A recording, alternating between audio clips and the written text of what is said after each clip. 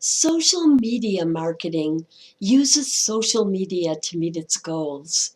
Now, don't get this confused with social marketing from Lecture 4, which is using marketing techniques such as public service ads for the public good. That is social marketing. Social media marketing uses social media to meet its goals. And of course, social media include social networking websites like Facebook, blogs and microblogs like Twitter, content communities like YouTube and Pinterest, collaborative websites like Wikipedia, virtual gaming worlds like World of Warcraft, virtual social worlds like Planet Calypso, etc.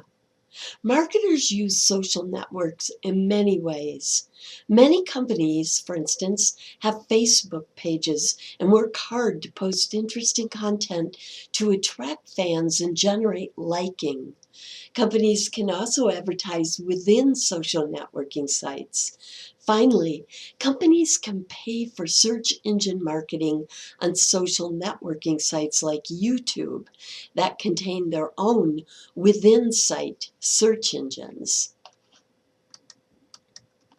Social buying websites are also known as daily deals.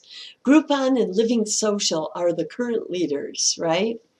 Social buying website subscribers tend to be younger, more educated, and more affluent than typical online users. Most often, companies use these sites to offer first-time deals to introduce their products to consumers.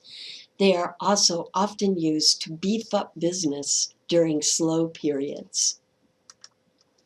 Blogs are frequently updated journals that provide information in the form of posts about products, services, politics, or, wow, just about anything these days.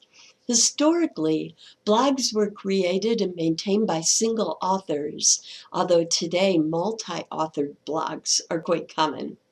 General Electric uses its blog to post entertaining stories about energy, people, and communities. Many companies use blogs for researching consumers. For instance, Starbucks uses theirs as an idea generating site, soliciting user ideas for new food and drink items and new store locations. Companies also often create their own microblog accounts, such as on Twitter, where they can post up-to-the-minute updates to followers and talk to consumers one-on-one. Remember viral marketing? One of our forms of buzz marketing? Viral marketing involves using the internet to facilitate spread of word of mouth and buzz. For example, T-Mobile posted a video link on YouTube called the T-Mobile Dance, in which a large group of people performed a seemingly impromptu dance routine in a London train station. At the end of the video, the T-Mobile logo flashed on the screen along with a link to the T-Mobile website. The video went viral, and by that midsummer was viewed more than 38 million times. Marketers don't have to create their own content either. For instance, on YouTube, they can browse and select popular YouTube videos targeting particular audiences to which they can pay then to attach their pop-up or stream-in ads. As we think about the evolving consumer landscape, it is important to remember that not only is this changing what we study, but so are the tools that we have available for research. Remember, big data is growing exponentially now compared to in the past.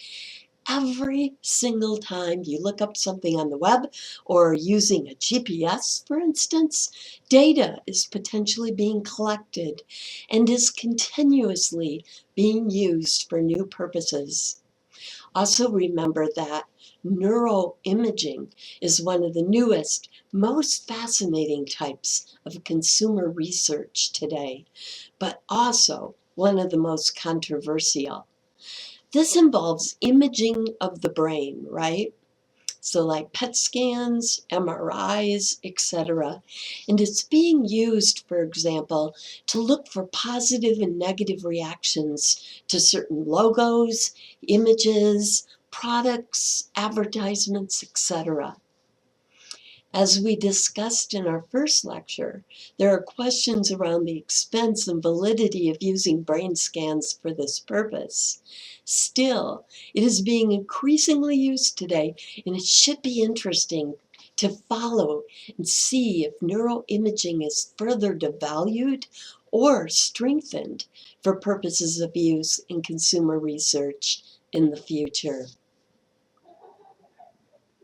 Okay, 3 final tips, guys, derived from our final lecture material.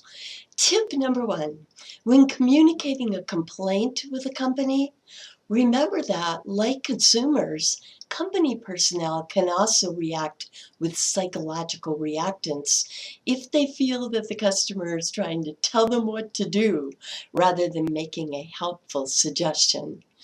Communicating calmly, politely, and in your turn will most often reduce the odds of reactants and, instead, increase their empathy and motivation to work with you. Tip number 2, implementing ad blocking software can greatly reduce your exposure to those incredibly irritating pop-up, pop-under, and floating ads.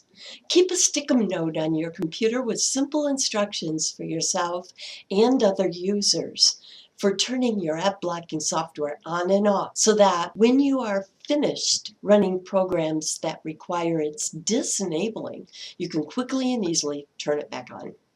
Okay, tip number 3, e-tailing offers greater choice and even more if you know the tricks. Clearly, comparative pricing websites and apps can help you find the best deals by searching across stores. Also, many of us regularly shop online for items such as airline tickets, textbooks, right? But don't forget less intuitive items. For instance, many people are not aware that comparison shopping online can result in half-price contact lenses. Yeah, half price. Additionally, e-tailers most frequently post their sales on Tuesdays, Wednesdays, or Thursdays at the beginning or the end of the month. And they do this in an attempt to beat brick and mortar stores' typical Friday sales. Finally, websites like ShopStyle not only scan many stores but can send you a notice if a price drops. There are even online sites that will notify you if a seat opens in a university class that you are trying to get into.